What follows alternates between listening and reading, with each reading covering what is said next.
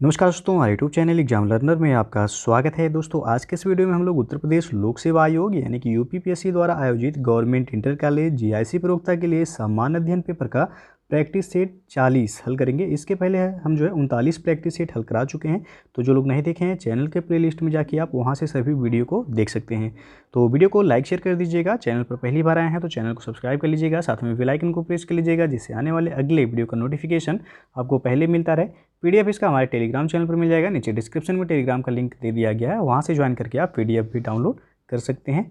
तो आइए शुरू करते हैं। आज का पहला जो प्रश्न है, निम्न में से कौन सा तंत्र सही सुमेलित नहीं है। तो आप देख सकते हैं, एक तरफ आपका दिया गया है ग्रीन हाउस गैस दिया गया है, दूसरी तरफ स्रोत दिया गया है। तो इसमें आपको बताना है कौन सा सुमेलित नहीं है। तो यहाँ पे आपका बी ऑप्शन अब देख सकते हैं, क्लोरोफ्लोरोकार्बन दिया गया ऑटोमोबाइल। तो ऑटोमोबाइल से कार्बन मोनोऑक्साइड एवं लेड गैस निकलता है, न कि CFC यानी कि क्लोरोफ्लोरोकार्बन। तो ये आपका सुमेलित नहीं है। बाकी कार्बन डाइऑक्साइड ये आपका थर्मल पावर स्टेशन से निष्कासित होता है। फिर नाइट्रस ऑक्साइड ये जलमग्न धान के खेत से निकलता है। सल्फर डाइऑक्साइड ईंट के भट्ठों से निकलता है। तो बी ऑप्शन यहाँ पे सुमेलित नहीं है। पूछा गया है कौन सा, बी सही हो जाएगा। दूसरा प्रश्न आपका, वर्षा की मात्रा निर्भर करती है किस पर। तो यहाँ सही होगा आपका बी ऑप्शन सही हो जाएगा, वायुमंडल में नमी पर। वर्षा ये एक प्रकार का संघनन है और पृथ्वी की सतह से पानी वाष्पित होकर के ऊपर उठता है और ठंडा होकर पानी की बूंदों के रूप में वह पुनः वापस धरती पर गिरता है। और वर्षा के लिए दो बातें आवश्यक होती हैं। पहला, वह हवा में पर्याप्त मात्रा में जल वाष्प का होना, और दूसरा कि वाष्प में भारी हवाओं को शीतल पदार्थों के संपर्क में आने से ठंडा होना और उषांक तक पहुंचना। और यदि पूछा जाए वर्षा कितने प्रकार की होती है, तो वर्षा कुल 3 प्रकार की होती है। पहला होता है संवहनीय वर्षा, दूसरा पर्वतीय, और तीसरा होता है वह चक्रवातीय वर्षा। तो यदि प्रकार पूछा है तो 3 प्रकार याद रखिएगा। तीसरा क्वेश्चन है, निम्नलिखित में से कौन सही सुमेलित नहीं है। 4 विकल्प दिया गया है यहाँ, आप देख सकते हैं। पहला दिया गया है, विश्व पर्यावरण दिवस 5 जून को मनाया जाता है, बिल्कुल सही है। पृथ्वी दिवस 22 अप्रैल को मनाया जाता है, ये भी सही है। तंबाकू निषेध दिवस 5 मई दिया गया है, जो कि गलत है। तंबाकू निषेध दिवस जो मनाया जाता है वह 31 मई को मनाया जाता है। तो यहाँ पे सी ऑप्शन सही हो जाएगा। पूछा गया है कौन सा सही सुमेलित नहीं है। ओजोन परत दिवस ये आपका 16 सितंबर को मनाया जाता है। कुछ और महत्वपूर्ण पूछा जाता है दिवस, जैसे कि जल दिवस यदि पूछा जाए तो 22 मार्च को मनाया जाता है। और जनसंख्या दिवस पूछा जाए तो आपका 11 जुलाई को मनाया जाता है। अगला क्वेश्चन है, भोपाल गैस दुर्घटना का कारण था। तो यहाँ सही हो जाएगा आपका ए ऑप्शन सही हो जाएगा, मिथाइल आइसोसाइनाइड गैस के रिसाव के कारण भोपाल गैस दुर्घटना आपका हुआ था। और डेट पूछा जाता है तो 3 से 4 दिसंबर 1984 को ये घटना हुआ था आपका भोपाल गैस कांड, जिसमें मिथाइल आइसोसाइनाइड यानी कि MIC गैस का रिसाव हुआ था। अगला क्वेश्चन है, भारत एवं अमेरिका की राजनैतिक व्यवस्थाओं के बीच निम्नलिखित में से कौन सी विशेषताएं समान हैं। पहला दिया गया, अवशिष्ट शक्तियां केंद्र के पास हैं। दूसरा, अवशिष्ट शक्तियां राज्यों के पास हैं। तीसरा है, राष्ट्रपति के पास पॉकेट वीटो की शक्ति है। और चौथा है, उच्च सदन में कुछ मनोनीत सदस्य होते हैं।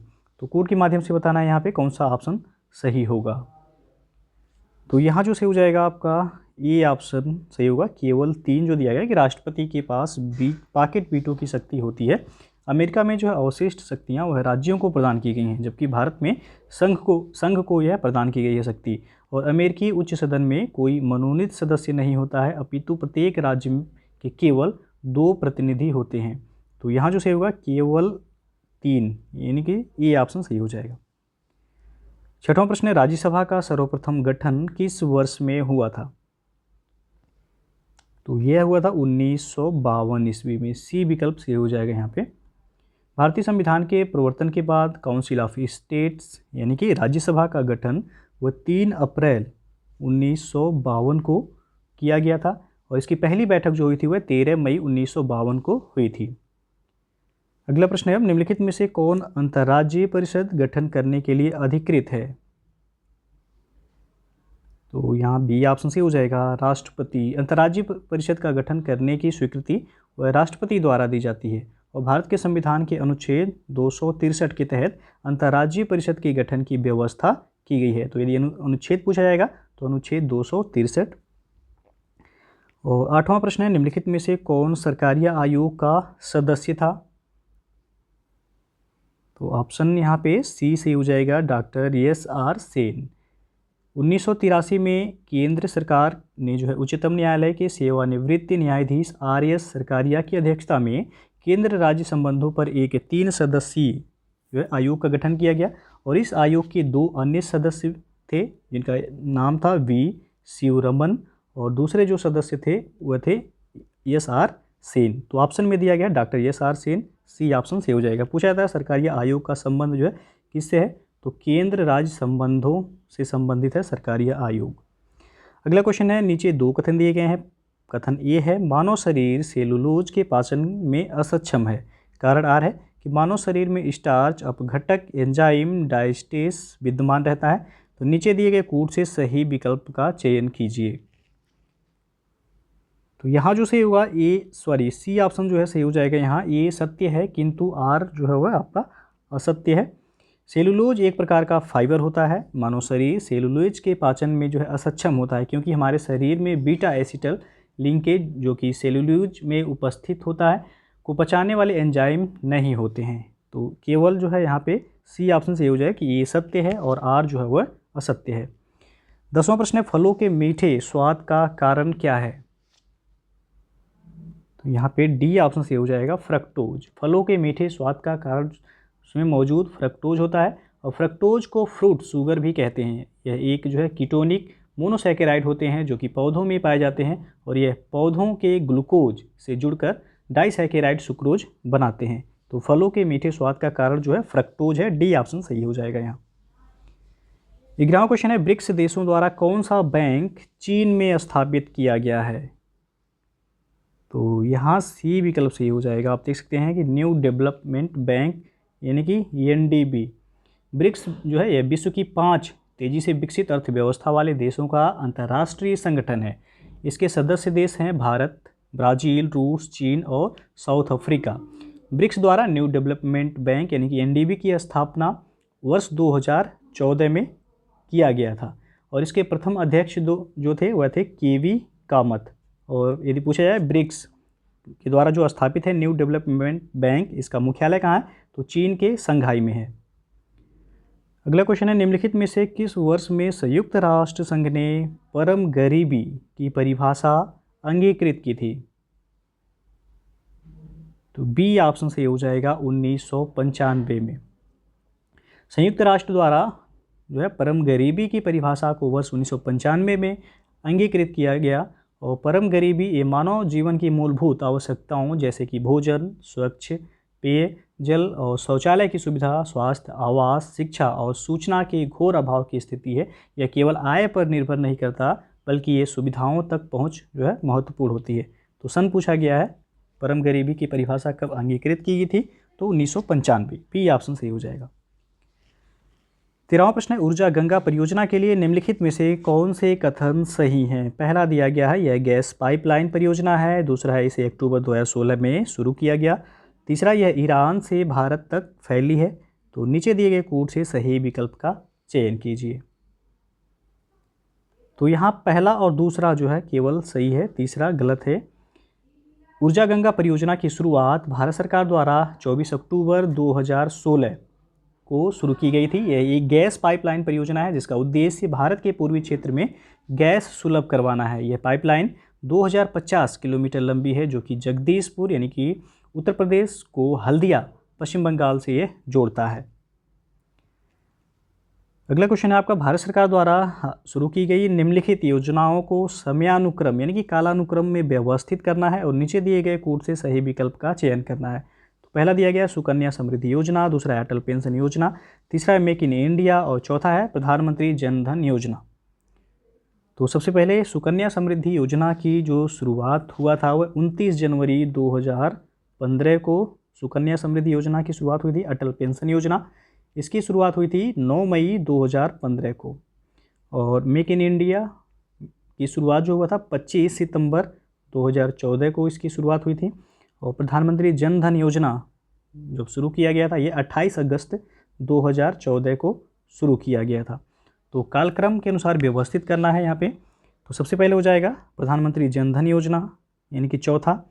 फिर उसके बाद जो है मेक इन इंडिया हो जाएगा, यानी कि 3 4 हो जाएगा। फिर तीसरा हो जाएगा मेक इन इंडिया के बाद जो है सुकन्या समृद्धि योजना, जो कि 29 जनवरी 2015 में शुरू हुआ था। और उसके बाद अटल पेंशन योजना। तो यहाँ ए ऑप्शन से हो जाएगा 4 3 1 2। 15वां प्रश्न है, निम्नलिखित में से कौन एक वर्ल्ड इकोनॉमिक फोरम द्वारा ग्लोबल जेंडर गैप इंडेक्स, यानी कि वैश्विक लिंग सूचकांक के आकलन हेतु प्राचल के रूप में प्रयुक्त नहीं होता है? तो यहाँ डी ऑप्शन से हो जाएगा आयाम। वर्ल्ड इकोनॉमिक फोरम द्वारा ग्लोबल जेंडर गैप इंडेक्स के आकलन हेतु 4 आयामों का उपयोग किया जाता है, क्योंकि जैसे पहला है इसमें आर्थिक सहभागिता, और दूसरा है अवसर, उसके बाद शिक्षा की प्राप्ति, और राजनीतिक सशक्तिकरण, और स्वास्थ्य है। इसमें आयाम शामिल नहीं है। डी ऑप्शन जो है सही हो जाएगा।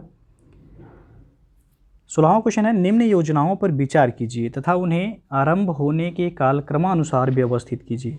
पहला है प्रधानमंत्री जन धन योजना, दूसरा है digital gender Atlas for advancing girls education in India, तीसरा है प्रधानमंत्री सुरक्षा बीमा योजना, और चौथा है मुद्रा बैंक योजना। तो नीचे दिए गए कोड से सही विकल्प का चयन करना है।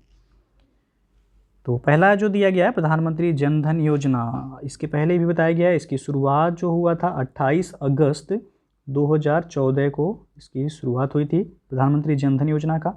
दूसरा है digital gender Atlas for advancing girls education in India, इसकी शुरुआत हुई थी 9 मार्च 2015 को। उसके बाद तीसरा है प्रधानमंत्री सुरक्षा बीमा योजना, इसकी शुरुआत हुई थी 9 मई 2015 को। और चौथा है मुद्रा बैंक योजना, इसकी शुरुआत 8 अप्रैल 2015 को हुआ था। तो कालक्रमानुसार जो है व्यवस्थित करना है। तो ऑप्शन जो यहाँ पे सही हो जाएगा, आप देख सकते हैं ए ऑप्शन सही हो जाएगा। 1 2 4 3 यहाँ सही है। 17वां क्वेश्चन है, यूनेस्को के तत्वाधान में सामाजिक विकास पर प्रथम शिखर सम्मेलन कहाँ पर आयोजित किया गया था? तो डी ऑप्शन सही हो जाएगा, कोपेनहेगन में। यूनेस्को के तत्वाधान में सामाजिक विकास पर प्रथम विश्व शिखर सम्मेलन मार्च 1995 में कोपेनहेगन में आयोजित किया गया था। 18वां क्वेश्चन आपका, निम्न में से कौन सही सुमेलित नहीं है? एक तरफ आप देख सकते हैं योजना दिया गया है, दूसरी तरफ उद्देश्य दिया गया है, तो कौन सा इसमें सही सुमेलित नहीं है? तो यहाँ डी ऑप्शन दिया गया, स्वच्छ भारत मिशन शुद्ध पेयजल, ये आपका सुमेलित नहीं है। स्वच्छ भारत मिशन ये भारत सरकार द्वारा शुरू किया गया एक अभियान है, जिसका मुख्य उद्देश्य सड़कों, गलियों, आधारभूत संरचनाओं को साफ रखना है। यह भारत के सभी क्षेत्रों जैसे शहरों, कस्बों, गाँवों को साफ सुथरा रखने पर भी बल देता है। और इसका मुख्य उद्देश्य जो है 2 अक्टूबर 2019 तक भारत में खुले में शौच से मुक्त कराना था। तो डी ऑप्शन यहाँ पे सुमेलित नहीं है। 19वां क्वेश्चन है, 14वें वित्त आयोग का अध्यक्ष निम्नलिखित में से कौन था? तो यहाँ पे सी ऑप्शन से हो जाएगा, YV रेड्डी। ये 14वें वित्त आयोग के अध्यक्ष थे, लेकिन वर्तमान में जो है ये पूछा जा सकता है 15वें वित्त आयोग के अध्यक्ष कौन है? तो वो हैं NK सिंह। NK सिंह जो है ये वर्तमान में 15वें वित्त आयोग के अध्यक्ष हैं। अगला क्वेश्चन आपका, निम्नलिखित पंचायतों में से किसे या किन्हें उत्तर प्रदेश में जिला योजना में सम्मिलित किया जाता है? पहला दिया गया नगर पंचायत, दूसरा ग्राम पंचायत, तीसरा है क्षेत्र पंचायत। तो नीचे दिए गए कोड से सही विकल्प का चयन कीजिए। यहाँ पे आप देख सकते हैं डी ऑप्शन सही हो जाएगा, ये सभी। उत्तर प्रदेश में जिला योजना में नगर पंचायतों, ग्राम पंचायतों, क्षेत्र पंचायतों एवं जिला पंचायतों, इन सभी को सम्मिलित किया जाता है। तो डी ऑप्शन सही हो जाएगा। 21वां क्वेश्चन है, निम्नलिखित घटनाओं पर ध्यान दें तथा उन्हें कालक्रमानुसार व्यवस्थित करें। पहला है गरीबी हटाओ, दूसरा है बैंकों का राष्ट्रीयकरण, तीसरा हरित क्रांति का प्रारंभ। तो नीचे दिए गए कोड से सही उत्तर का चयन कीजिए। तो सबसे पहले जो है यहाँ देख सकते हैं आप, गरीबी हटाओ। गरीबी हटाओ जो है ये आपका छठी पंचवर्षीय योजना, जो कि 1980-85 में जो है ये नारा दिया गया था गरीबी हटाओ का। तो उसके बाद बैंकों का राष्ट्रीयकरण जो हुआ था वह आपका 1969 में जो 14 वाणिज्यिक बैंकों का राष्ट्रीयकरण किया गया था। हरित क्रांति की शुरुआत जो हुई थी वह 1966 में हुआ था। तो कालक्रमानुसार यहाँ पे व्यवस्थित करना है। तो ऑप्शन जो सही हो जाएगा यहाँ पे बी विकल्प से हो जाएगा 3, 2, 1। 22वां प्रश्न है, उत्तर प्रदेश में सॉफ्टवेयर तथा बिजनेस प्रोसेस आउटसोर्सिंग उद्योग का सबसे बड़ा केंद्र अवस्थित है कहाँ? तो नोएडा में अवस्थित है। सी विकल्प यहाँ पे सही हो जाएगा। उत्तर प्रदेश में सॉफ्टवेयर और बिजनेस प्रोसेस आउटसोर्सिंग उद्योग का सबसे बड़ा केंद्र जो है वह नोएडा में स्थापित किया गया है। 23वां प्रश्न है आपका, ई बीज संबंधित है किससे? तो यह सरकारी सेवाओं की पहुंच हेतु एक एकल द्वार प्लेटफॉर्म से संबंधित है। डी विकल्प से हो जाएगा। ई बीज ये भारत का गवर्नमेंट टू बिजनेस यानी कि G2B ये वेब पोर्टल है जो कि व्यवसायियों की सरकार के साथ अंतरक्रियाओं में सरलता और सुविधा लाने के उद्देश्य से स्थापित किया गया है।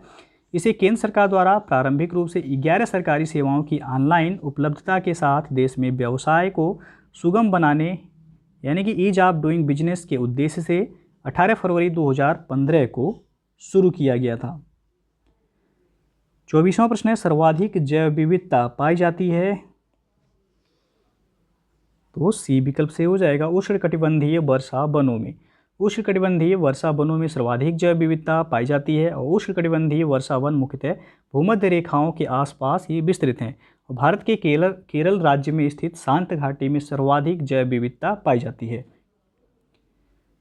और 25वां क्वेश्चन है, भारत की जलवायु परिवर्तन पर प्रथम राष्ट्रीय कार्य योजना या क्रिया योजना कब प्रकाशित हुई थी? तो यह 2008 में प्रकाशित हुआ था। ए विकल्प सही हो जाएगा। भारत के जलवायु परिवर्तन पर प्रथम क्रिया योजना वर्ष 2018 में प्रकाशित की गई थी। 26वां क्वेश्चन है, वायु की गति निम्नलिखित के द्वारा नापी जाती है?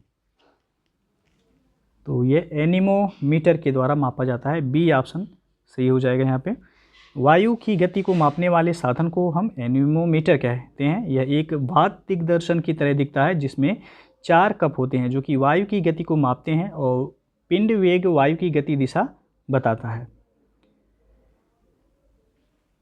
27वां प्रश्न है, निम्नलिखित गैसों में से कौन सी एक ग्रीन हाउस गैस नहीं है? 4 विकल्प दिया गया है, इसमें आपको बताना है कौन सा जो है वह ग्रीन हाउस गैस नहीं है। तो डी ऑप्शन आप देख सकते हैं, O2 यानी कि ऑक्सीजन, ये आपका ग्रीन हाउस गैस नहीं है। CO2 यानी कि कार्बन डाइऑक्साइड, CH4 यानी कि मीथेन और NO2 यानी कि नाइट्रोजन डाइऑक्साइड, ये सभी जो है ग्रीन हाउस गैस हैं। ऑक्सीजन आपका ग्रीन हाउस गैस नहीं है। 28वां क्वेश्चन है, आइंस्टीन को नोबेल पुरस्कार से सम्मानित किया गया था?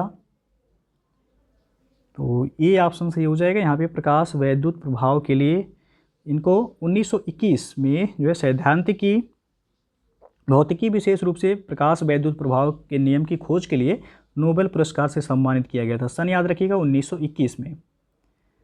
29वां प्रश्न है, भारत में निम्नलिखित में से कौन सा अधिनियम वन्य जीवों को संरक्षण प्रदान करता है? तो यह है वन्य जीव संरक्षण अधिनियम 1972। भारत में वन्य जीव संरक्षण अधिनियम 1972 के अंतर्गत वन्य जीवों, पादपों और पक्षियों के लिए संरक्षण का प्रावधान किया गया है। इसके अतिरिक्त जो है आपका जल संरक्षण अधिनियम 1974, वन संरक्षण अधिनियम 1980 और वायु संरक्षण अधिनियम 1981 तथा समेकित पर्यावरण संरक्षण अधिनियम 1986, ये भी जो है आपका महत्वपूर्ण है, पूछा जाता है। 30वां प्रश्न है, जिस रूप में पौधे नाइट्रोजन प्राप्त करते हैं वह है? तो नाइट्रेट के रूप में। बी ऑप्शन सही हो जाएगा। पौधे नाइट्रेट के रूप में नाइट्रोजन को मिट्टी से प्राप्त करते हैं और नाइट्रोजन स्वतंत्र रूप में वातावरण से पौधों को नहीं प्राप्त होती है।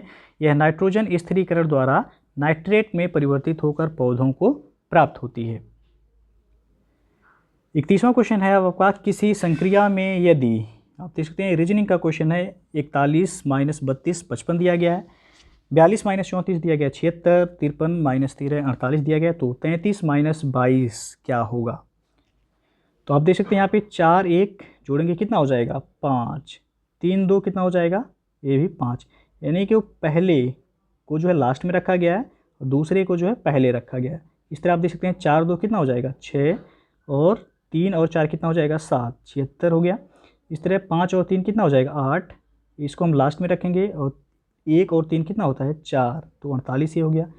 तो उसी तरह जो है आपको 3 3 कितना हो जाएगा? 6, तो पहले को हमें लास्ट में रखना है, फिर 2 2 कितना हो जाएगा? 4, तो आंसर हमारा जो हो जाएगा 46 यानी कि 46 हो जाएगा। सी ऑप्शन यहाँ पे सही हो जाएगा।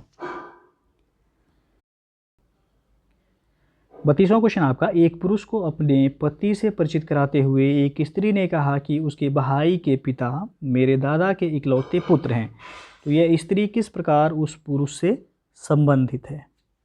तो चलिए जो है देखते हैं। कह रहा कि एक पुरुष को अपने पति से परिचित कराते हुए, एक पुरुष हो गया, कह रहा एक स्त्री ने कहा कि उसके भाई, यानी कि स्त्री के भाई, ये स्त्री हो गई, कि भाई के पिता मेरे दादा, यानी कि स्त्री जो है उसके दादा के इकलौते पुत्र हैं। तो कह रहा है कि यह स्त्री किस प्रकार उस पुरुष से संबंधित है। तो यह जो है भाई है और ये जो है बहन हो जाएगी। तो बहन, बी ऑप्शन जो है सही हो जाएगा यहाँ पे, कि स्त्री जो है उस पुरुष से किस प्रकार संबंधित है, तो बहन हो जाएगा, यहाँ बी ऑप्शन सही हो जाएगा। 33वां क्वेश्चन है, यदि 4 × 6 दिया गया है 18 12 और 5 × 8 दिया गया है 24 15, 6 × 9 दिया गया है 27 18, तो 7 × 6 कितना होगा। तो यहाँ आप देख सकते हैं 4 × 6 दिया गया है 18 12, तो 4 में यदि 3 से गुणा करेंगे कितना हो जाएगा 12, तो इसे लास्ट में रखा गया है। 6 में 3 से गुणा करेंगे हो जाएगा 18, इसे पहले रखा गया है। इस तरह 5 में 3 से गुणा करेंगे तो हो जाएगा 15, इसे लास्ट में रखा गया है। 8 में 3 से गुणा करेंगे 24, इसे पहले रखा गया है। इस तरह 6 में 3 से गुणा हुआ है 18 हो गया, जो कि लास्ट में रखा गया है। 9 में 3 से गुणा हुआ है 27, पहले रखा गया। तो इस तरह 7 में हम 3 से गुणा करेंगे हो जाएगा 21, जो कि लास्ट में रखेंगे। और 6 में 3 से गुणा करेंगे तो हो जाएगा 18, जो कि पहले रखेंगे। तो 18 21 जिस ऑप्शन में होगा वह सही होगा, तो ये ऑप्शन यहाँ पे सही हो जाएगा। 34वां प्रश्न है, निम्नलिखित तालिका में लुप्त संख्या ज्ञात करना है। जो बीच में जो है यहाँ आप देख सकते हैं, बताना है कौन सा संख्या होगा यहाँ। तो आप देख सकते हैं 28 के बाद ये सीरीज जो बन रहा है 28 25 22 फिर जो है 20, तो 28 - 3 कितना होता है 25, फिर 25 - 3 कितना हो जाएगा 22, फिर 22 - 2 20 हो जाएगा। इस तरह ये सीरीज आप देख सकते हैं 28 + 3 जो है 31 हुआ है, 31 + 3 34 और +2 इधर हो गया है 36 हो गया है। फिर जो है आपका ये सीरीज आप देख सकते हैं ये वाला, तो 31 हो जाएगा, -3 करेंगे कितना होगा 28, तो बीच में जो संख्या होगा यहाँ पे 28 होगा। फिर आगे आप देख सकते हैं तो 28 जो है -4 करेंगे कितना हो जाएगा तो 24, तो ये जो है आपका यहाँ सही है। ये भी आप देख लीजिए 25 + 3 कितना होगा 28, तो यानी कि आपका जो 28 जो है वह यहाँ पे सही है, बी ऑप्शन से हो जाएगा। और 28 और 4 कितना हो जाएगा तो 32, यानी कि ये आपका क्रम सही दिया गया, तो 28 जो है यहाँ पे सही होगा। 35वां क्वेश्चन आपका, यदि किसी निश्चित कोड में टेबल को UCEPJ लिखा जाता है तो चेयर को निम्नलिखित में से किस कोड में लिखा जाएगा। तो आप देख सकते हैं T को कोड किया गया है U, A को C कोड किया गया है, B को E कोड किया गया है, L को P कोड किया गया और E को J कोड किया गया है। तो चेयर को कोड करना है आपको। अब देख सकते हैं T के बाद U आया है, यानी कि 1 आगे बढ़ाया गया है, E के बाद C आया है 2 आगे बढ़ाया गया है। इस तरह जो है B के बाद E आया है, कितना बढ़ाया गया है 3 आगे बढ़ाया गया है। ये क्रम जो है चलता जा रहा है 1 2 3 4 और 5। तो इस तरह हमको चेयर को भी कोड कर लेना है। तो C के बाद जो है 1 हमको बढ़ाना है, D हो जाएगा। H के बाद 2 आगे बढ़ाएंगे तो H के बाद 2 अब करेंगे तो हो जाएगा HIJ, यानी कि J होगा यहाँ पे। फिर 3 करेंगे, A के बाद जो है 3 ऐड, A में 3 ऐड करेंगे तो D हो जाएगा। फिर जो है I में आप 4 ऐड करेंगे तो IJKL EM हो जाएगा। R में जो है आप 5 ऐड करेंगे तो R के बाद 5 ऐड करिए STUVW, यानी कि DJDMW। ऑप्शन जो सही हो जाएगा यहाँ बी ऑप्शन आप देख सकते हैं सही हो जाएगा।